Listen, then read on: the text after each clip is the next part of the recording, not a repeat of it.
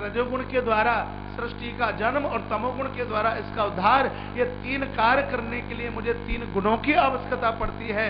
लेकिन हे जानकी, विश्व विमोहिन स्व विहारिन, तुम दुनिया का कार्य करती हो तो तुम्हें कहीं के किसी भी गुण की आवश्यकता नहीं है। विश्व विमोहिन स्व विहारिन, आप किसी के वशीभूत में नहीं, दुनिया आपके बस में है, तो हमसे तो आप बड़ी हैं। जानकी ने माता को वंदन प्रणाम किया, लेकिन यहाँ माता जगदम्बा स्वयं जानकी को वंदन प्रणाम करती है। इस स्तुति के ऊपर तो जितना बोला जाए उतना कम है। देव पूज पद कमल तुम्हारे, सुर नर मुनि सब होई सुखारे।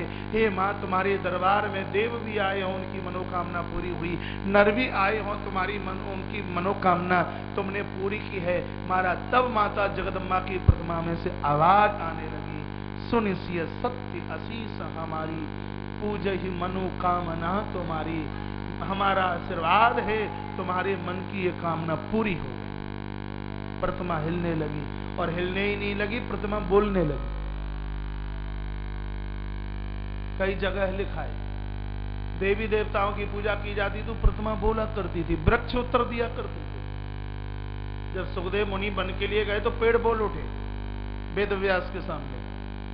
लेकिन आज इतनी पूजा की जाती है, इतना पाठ किया जाता है, आज प्रतिमा बोलती नहीं। पूजा पाठ आज किया जाता है तो आज भी तो बोलना चाहिए। अरे भाई, बोले कैसे? राग और द्वेष इतना कूट कूट करके भरा हुआ है। पत्नी पति को और पति पत्नी को बोलने को तैयार नहीं, बाप बेटे को और बेटा पिता को बोलने को तैयार नहीं। इतना राग द्वेष कूट कूट करके भरा पड़ा। जब तक जीवन में राग और द्वेष की उतंगता होगी, तब तक हमारी और आपकी भक्ति में खुशबू नहीं आ सकती। तो भगवान की बारात आ गई है, बारिश को रोकी, तो बैंड बाजे नगाड़े बज रहे हैं। बोलिए रामचंद्र भगवान की जय हो, शंकर भगवान की जय हो। जय जय श्री जय जय श्री राधे श्री राधे श्याम। मैया जानकी ने पूजन किया, माता का इशारा हुआ। आइए सुंदर छंद के साथ मेरे साथ बोले।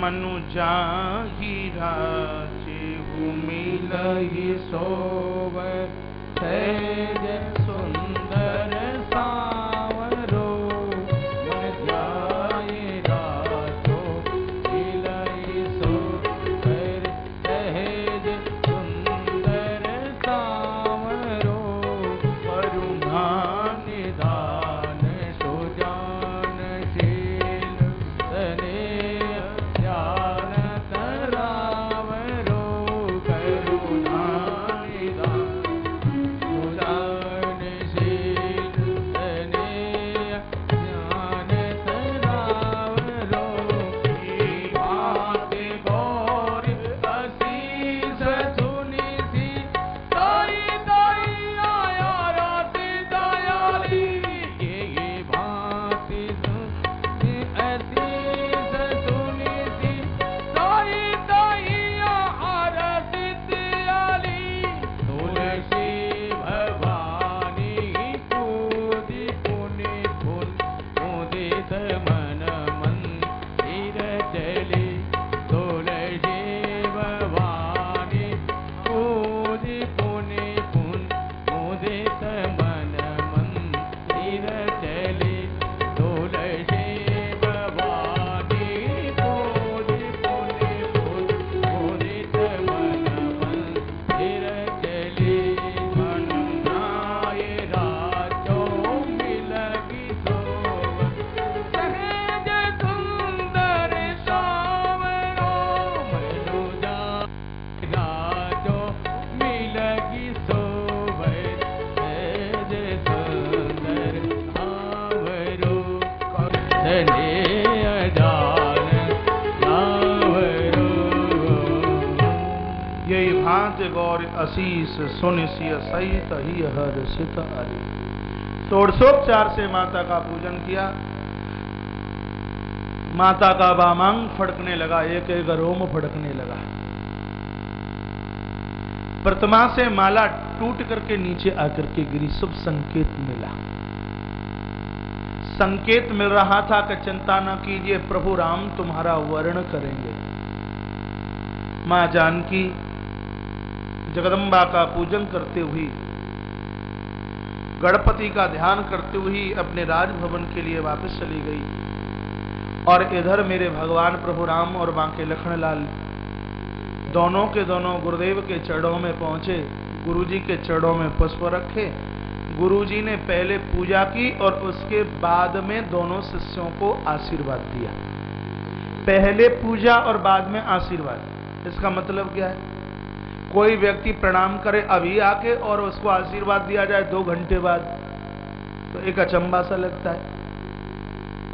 प्रणाम किया जाए 1:30 बजे और आशीर्वाद दिया जाए 2:30 बजे, 1 घंटे के बाद में, अचंभा सा लगता है, आश्चर्य सा लगता है। इसका मायना यह है, गोस्वामी जगत को बताना चाहते हैं कि वरदान और श्राप उन्हीं का लगता है जिनके पास में पूजा की ताकत है। जिसके पास में पूजा की शक्ति नहीं, तो ना उसका वरदान लगता और ना महाराज उसका अभिशाप लगता। जिसके पास में जप की ताकत है, भजन की ताकत है, दुनिया के उद्धार आत्म कल्याण के लिए ताकत रखिए, पूजन कीजिए। आपकी एक वाणी जगत के अंधकार को समाप्त कर दे।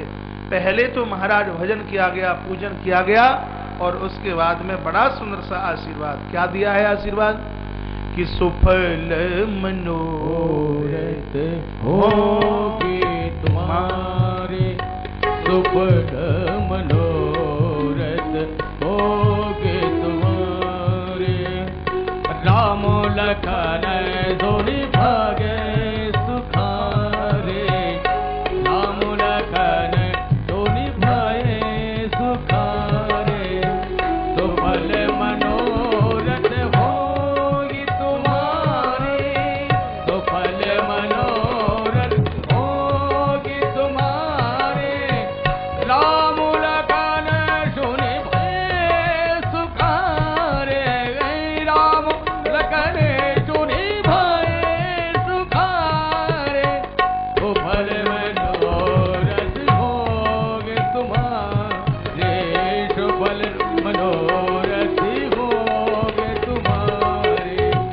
राम लखन दोनि भाए सुखारे, राम लखन दोनि भाए सुखारे। बोले रामचंद्र भगवान की। जय हो। गुरुदेव ने विचार करके आशीर्वाद दिया। क्या चाहता है राम? आंख बंद की, ध्यान क्या हो अच्छा अच्छा। पुष्प वाटिका में राम ने जानकी को देखा है। जानकी के साथ में राघव विवाह करना चाहते हो तो जाइए, हमारा आशीर्वाद है कि जानकी के साथ में विवाह तुम्हारा ही हो। राम जी को आशीर्वाद गुरु जी ने दे दिया। लेकिन किसी ने गोस्वामी जी को पूछा कि विवाह करना तो श्री राम जी चाहते थे जानकी के साथ, लेकिन इस संग में लखनलाल को भी आशीर्वाद क्यों मिला कि दोनों भाइयों की मनोकामना पूरी हो जाए? आश्चर्य सा लगता है। लखनलाल को आशीर्वाद क्यों? लखनलाल को फिर आशीर्वाद क्यों?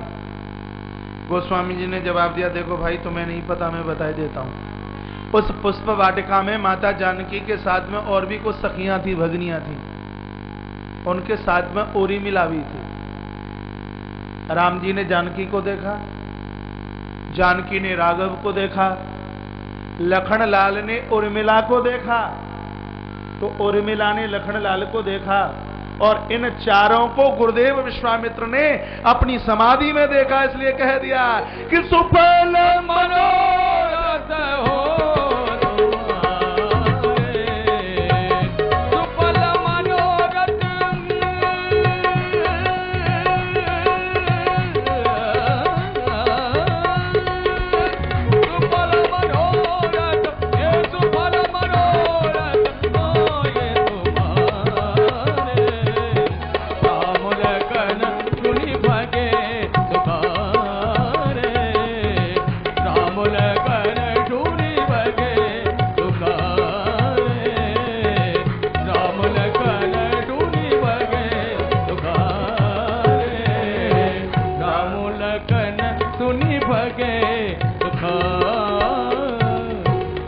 रामचंद्र भगवान की जय हो। और सीधी बात है कि परमात्मा के साथ में चलना सीखोगे तो खाली हाथ से तो रहोगे नहीं, कुछ न कुछ तो मिलेगा ही।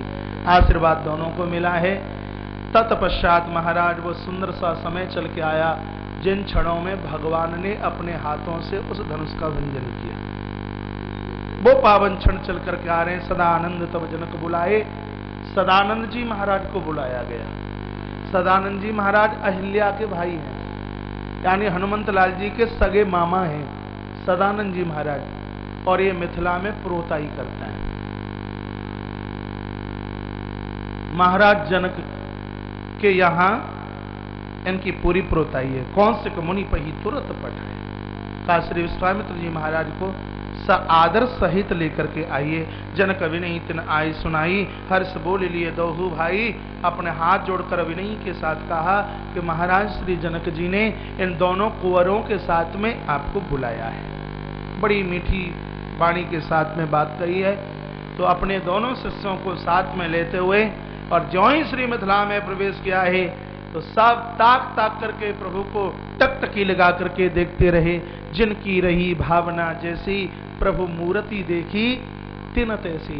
किसी को तो प्रभु राम अपने पुत्र के रूप में नजर आ रहे थे, अपने बेटे के रूप में नजर आ रहे थे, संत समाज को भगवान के रूप में नजर आ रहे थे। लेकिन एक और भी ऐसा कोई चल के आया, मेरे भगवान उसको काल के रूप में नजर आ रहे थे। किसको? दशानन रावण को भगवान काल के रूप में महाराज नजर आए। जिनकी रही भावना जैसी प्रभु मूर्ति देखी तिन तैसी। जिस व्यक्ति की जैसे भावना थी भगवान की तस्वीर उनको उसी हिसाब से नजर आई है। सही तविधि बिलो कही रानी, सस सम प्रीत न जानी वखानी। जब माता सुनैना ने प्रभु राम को देखा है महाराज, इसकी प्रीति का वर्णन नहीं किया जा सकता। हृदय में कितनी गुदगुदी होने लगी। इतने में तो उस मध्य स्थान पर चलकर भगवान प्रभु श्री राम चल करके आए, जहां बड़ा सुंदर सा स्थान, सुंदर सा मंच बनाया गया। सब मंचनती मंची को सुंदर विशद विशाल मुन समेत दोहु बंधु तही बैठारे महिपाल। उस सुंदर से मंच पर गुरुदेव विश्वामित्र जी को बिठाया गया और चरणों में महाराज वो दोनों राजकुमार बैठ गए हैं। हम बहुत बार कहते हैं संतों के साथ चलोगे, गुरुजनों के साथ चलोगे तो आसन ऊंचाई मिलेगा बैठने के लिए। बड़ी से बड़ी ख्याति, बड़ी से बड़ी प्रगति महापुरुषों के साथ में जुड़ी हुई है। इसलिए इन बाबाजियों के साथ में चलना सीख लीजिए, बहुत फायदा है। लोग कहते हैं क्या मिलेगा, ये तो नहीं बताऊंगा मिलेगा क्या, लेकिन ये जरूर बता दूंगा कि घटेगा कुछ भी नहीं। महापुरुषों के संग चलने से घटेगा कुछ भी नहीं। साधुते होई न कारज हानि। संत संग में रहते हुए आपके कार्यों में कभी भी हानि, कभी भी घाटा नहीं हो सकता। हाथ जोड़कर एक बार विनय के साथ कहा, जरा आप इन तैयारियों को देख लेते तो बहुत अच्छा होता। महाराज जनक की तैयारी क्या है? महाराज जनक के द्वारा किए गए सत्कर्मों का सर्टिफिकेट ही तो वो तैयारी है। आपने अपने जीवन में क्या किया है दुनिया के लोगों को मत दिखाइए। आपने अपने जीवन में कितना किया, किसके लिए किया, ये जगत के लोगों से इस बात का सर्टिफिकेट मत मांगना। जगत के लोग तो आज सर्टिफिकेट तुम्हें दे देंगे, कल वापस भी ले लेंगे। क्या भरोसा इन दुनिया के लोगों का है? महाराज जिन्होंने बहुत सम्मान किया उन्होंने महापुरुषों को गालियां भी बहुत दी। स्वामी विवेकानंद जी महाराज जैसे संत को नहीं छोड़ा, चैतन्य महाप्रभु, महावीर स्वामी, ऐसे महापुरुषों को महाराज नहीं छोड़ा गया। इसलिए मैं बराबर निवेदन करता रहता हूं कि अपनी जिंदगी का सर्टिफिकेट मांगना है तो महापुरुषों से मांगना। मैंने अपने जीवन में क्या किया, महाराज जनक महाराज उसकी पूर्ण व्यवस्था महाराज श्री विश्वामित्र जी महाराज को दिखाते हैं। श्री विश्वामित्र जी महाराज गदगद हो गए, अतिशय प्रसन्न चित्त हो गए।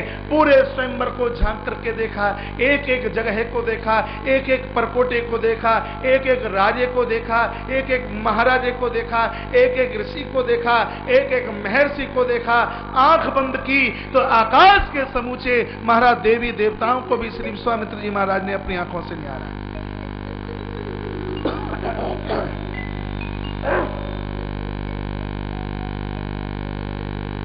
फिर उसी स्थान पर आकर के बैठ गए। चरणों में राघव और लखन अपनी प्रतिज्ञा सुनाने के लिए श्री मंच पर आए हैं। बंदी लोगों ने कहा कि हम ही सुना देंगे। एक कार्य हमें सौंप दीजिए। बंदी लोग मंच पर चल करके आ गए। बोले बंदी वचनबन, सुनो सकल महिपाल। हे देश देश के राजे महाराजे हो, महाराज की प्रतिज्ञा सुनकर के आप सब लोग यहां पधारे हैं। पहले तो महाराज के दरबार में आप सभी भूपों का, आप सभी राजाओं का बहुत आदर है, बहुत मान है, आप सब लोगों का बहुत सम्मान है। और तत्पश्चात पन विदेह कर कयूं हम भुजा उठाए विशाल। हम विदेह, हम मिथिला नरेश महाराज विदेह महाराज जनक की प्रतिज्ञा को दोनों भुजाएं उठा करके कहते हैं। क्या प्रतिज्ञा है? नप भुजबल विदुषबदन राहु। महाराज प्रतिज्ञा ये है कि भगवान शंकर के पुरातन धनुष को इस भरे दरबार में जो उसका भंजन करेगा और जानकी उसी के कंठ में अपनी जिंदगी की जय माला डालेगी, ये महाराज की प्रतिज्ञा है।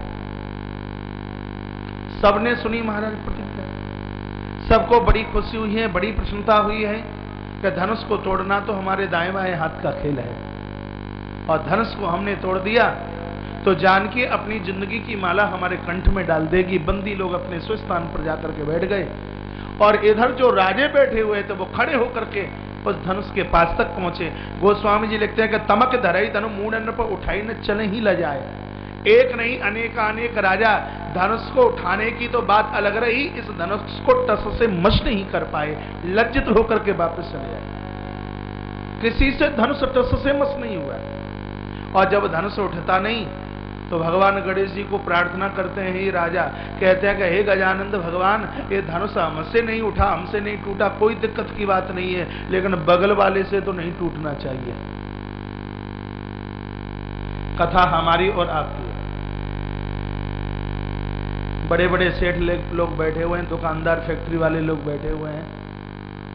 हमारी दुकान न चले कोई दिक्कत की बात नहीं, लेकिन पड़ोसी की नहीं चलनी चाहिए। प्यार से कहिए जय श्री राधे। जय श्री राधे। आप जयकारा भगवान का क्यों नहीं लगाते?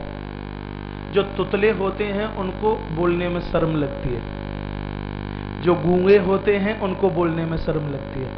तो आपकी तो इतनी मधुर मधुर भाषा है, इतना बढ़िया, इतना प्यारा बोलते हैं। कहीं ऐसा तो नहीं एक श्रीमान जी स्कूटर पर बिठाकर अपनी पत्नी को कथा सुनाने के लिए रोज ले जाया करे, लेकिन पत्नी तुतली श्री कृष्ण गोविंद हरे मुरारे हे नाथ नारायण वासुदेवा, वो बोले श्री कृष्ण तरे मुरारे हे थाथ नारायण वासुदेवा। लोग खिलखिली मार करके हंसे और उसको बड़ी शर्म लगे और कहीं कल से मेरे साथ कथा सुनने के लिए नहीं जाना है, तू तुतली है। लोग हंसते तो बोलते हम थुतले हैं तो थूतली थादी कर लो। बड़ा गजब का आदमी था, उसने दूसरी शादी कर ली। स्कूटर पर बिठाकर कथा सुनाने के लिए दूसरी पत्नी को लेकर के चला। रास्ते में केले का छिलका पड़ा हुआ था, स्कूटर का पहिया फिसला तो धड़ाम से दोनों के दोनों नीचे, तो उसे दूसरी पत्नी की जीभ कट के नीचे आ गई। वो भी तुतली बन गई। का क्या मेरा भाग्य, दूसरी शादी करी और महाराज वो भी तुतली। सो दोनों बोली क्या हो गया, तो थीतली कर ले। बड़ा गजब का आदमी महाराज। तीसरी शादी करी उसने, नई शादी हुई, फैक्ट्री में बैठा हुआ था, फोन आया, नौकर दौड़ करके आया और ये बाथरूम में कपड़े साफ कर रही थी, ये तीसरी पत्नी। इतने में आके नौकर बोला मेम साहब, साहब का फोन। वो जल्दी जल्दी में भागी, भींगा हुआ गीला साबुन आगे पड़ा और जैसे पाम उसके ऊपर पड़ा और फिसल करके धड़ाम से नीचे, इसी की भी जीभ कट के नीचे आ गई। घर में 3-3 तुतलियों का साम्राज्य। बड़ा परेशान। अब तो कथा में जाना बंद कर दिया, प्रवचन में सत्संग में जाना बंद कर दिया। एक इसके शैतान मित्र को पता चला कि इसने 3-3 शादी करी और तीनों की तीनों तुतली हैं। सो कहा कि भैया तुमने 3-3 शादी करी, भाभी के हाथ का भोजन तो कराया नहीं, कल हम तुम्हारे घर आकर के भोजन करेंगे और उस समय करेंगे जिस समय घर पर तुम न हो। कहा कोई बात नहीं है। घर आया, 3 तुतलियों को इकट्ठा किया, कहा कल मेरा एक शैतान मित्र भोजन पर आ रहा है और मैं तो घर होऊंगा नहीं, भोजन बढ़िया बनाना, यदि तीनों में से एक भी बोली तो तुम्हारी खैर नहीं है। सो तीनों की तीनों बोली हैं कि हमारी थोन थी गरजे सो हम बोलेंगे। वो तो चला गया और तीनों ने बड़े प्रेम से भोजन बनाया। मित्र आया भोजन करने के लिए, थाली सामने परोस दी और वो बुलवाना चाहता है और तीनों में से एक भी बोलने को तैयार नहीं। लेकिन बड़ा चतुर था, सोचने लगा क्या करूं।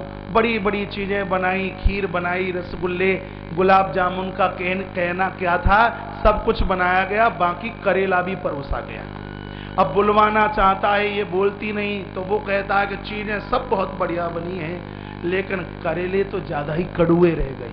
अब जिसने करेले बनाए उससे नहीं रहा गया। अब कोई माँ इतने प्रेम से भोजन बनाए और फिर उसके भोजन की बुराई कर दी जाए तो महाराज फिर तो बड़ा मुश्किल है। पहले तो कई देर तक उसने अपने आप को रोका, और जब उसने 3 बार कहा, चौथी बार कहा और उससे नहीं रहा गया, और चौके में से उसने बोल ही दिया। चौका जानते हैं हमारे राजस्थानी मारवाड़ी लोग आज भी रसोई को वो किचन नहीं बोलते, चौका बोलते हैं, और अच्छा लगता है बोलने में भी और अच्छा लगता है सुनने में भी, चौका। तो वो चौके में से बोली कि अरे इतने थेल में थोते हताए तो थलवे रह गए। तो दूसरी ने कंधे में जोर से मारी, अरे मेरी थोत नाई करके गवा तो थौ तू बोल गई। तब तक तीसरी बोली कि 250 तो हम नाए बोल रहे होते, तो तुम 250 नाए बोलो का। अरे भगवत नाम तो बड़े प्यार के साथ लिया करें, अच्छा लगता है। बोले बाल कृष्ण लाल की, रामचंद्र भगवान की जय जय श्री राधे, जय जय श्री राधे, जय जय श्री राधे श्याम। देखिए अब कुछ बात हुई कि बालाघाट में यज्ञ चल रहा है, लोगों के कान की डबलियां खुल गई महाराज सुनते ही जयकारे की आवाज। अरे गर्जना शेर की तरह हो, गीदड़ की तरह नहीं। आप तो महान श्रोता है। तो धनुष को तोड़ने की इच्छा से ए राजे धनुष के पास तक पहुंचे, उठाना तो बहुत, धनुष तो टस से मश नहीं हुआ। गोस्वामी जी बड़ी सुंदर चौपाई लिखते हैं। गोस्वामी जी ने कहा कि मैंने आंख बंद करी तो मैंने 10 राजाओं को धनुष को उठाते और जमाते हुए देखा, लेकिन उठाना तो क्या, धनुष तो टस से मस नहीं होता। स्थिति ये हुई कि भूपत हंस दसाए भूपत हंस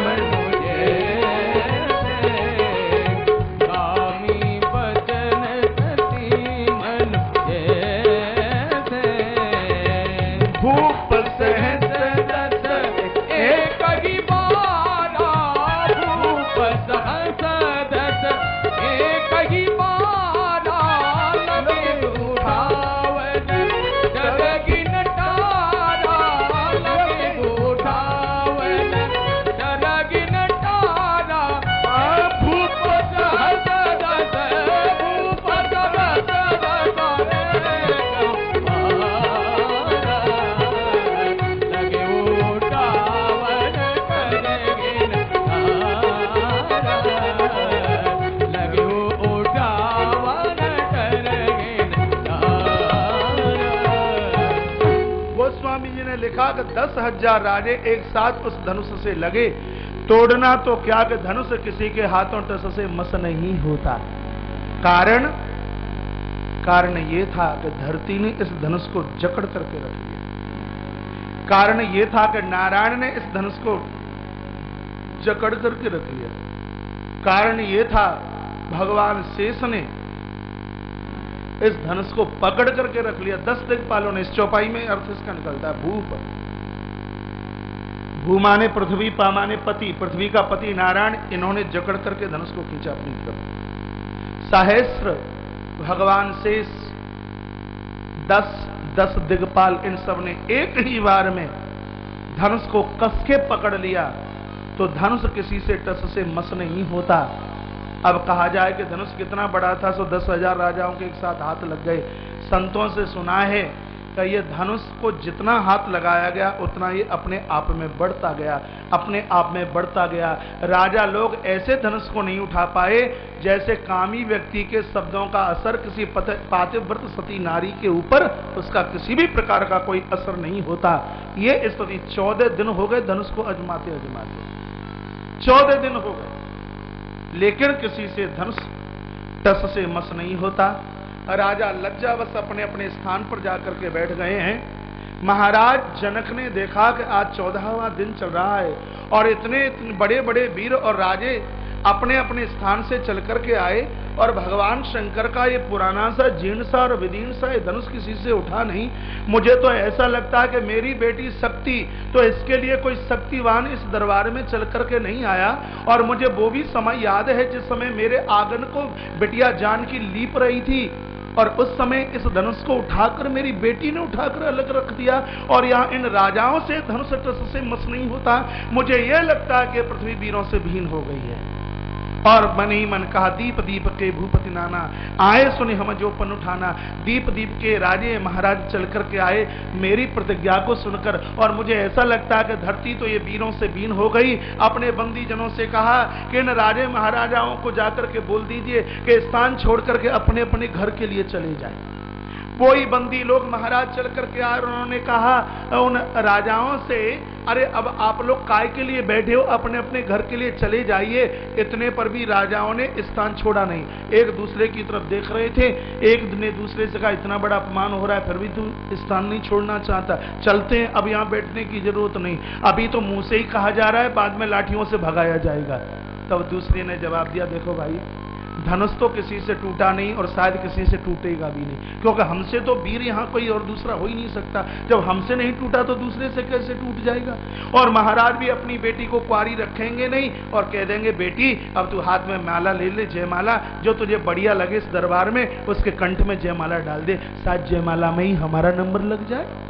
अब तो ये सब जयमाला की प्रतीक्षा में बैठे हैं। 2 घंटे व्यतीत हो गए, 3 घंटे, 4 घंटे, 5 घंटे व्यतीत हुए। महाराज जनक ने अपने बंदी लोगों को पूछा, ये राजे अभी तक जम करके बैठे कैसे हैं, जाते क्यों नहीं? कहा महाराज अभी इनको आस लगी है। आस काय की? कहा जयमाला की। ये तो जयमाला का इंतजार कर रहे हैं। इतना महाराज जनक ने सुना है, इतनी वेदना हुई, इतना कष्ट हुआ कि कटे घाव के ऊपर किसी ने फिनाइल ला करके डाल दी हो। महाराज स्वयं मंच पर चल करके आ गए और कहा राजाओं। राजाओं ने कहा बोलिए क्या बात है? ताजा हो आशा छोड़िए। राजाओं ने कहा तो फिर क्या करें? कहा निज निज ग्रह जाओ, अपने अपने घर के लिए चले जाइए। कहा क्यों घर के लिए चले जाएं? क्योंकि विधाता ब्रह्मा ने मेरी बेटी का विवाह ही नहीं लिखा। यदि पूर्व से मुझे ये पता हो जाता कि ये धरती वीरों से बीन हो चुकी है, मेरी बेटी के लायक इस जगत में कोई वीर नहीं है, तो इतना बड़ा भारी स्वयंवर में बिल्कुल भी नहीं रखता, ऐसी प्रण प्रतिज्ञा में बिल्कुल भी नहीं रखता। मुझे लग चुका है कि धरती वीरों से बीन हो गई है। आप लोग अपने आप को चमकाने के लिए आए हो, स्थान छोड़ करके चले जाइए। महाराज जब महाराज जनक ने ऐसा कहा तो महाराज जितने भी राजा थे उनकी गर्दनें नीचे की तरफ हो गई। लेकिन सुमित्रानंदन वीर श्री लखनलाल से नहीं सुना गया।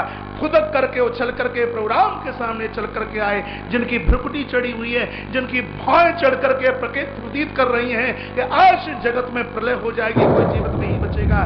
सामने श्री लखनलाल चल करके आए और लखनलाल ने कहा कहीं जनक जैसा अनुचित मानी, भगवान मैं आपसे कहना चाहता हूं रघुकुल शिरोमणि के सामने कोई जीव चला करके तो बता दे, उसका मस्तिष्क शरीर के ऊपर नहीं रह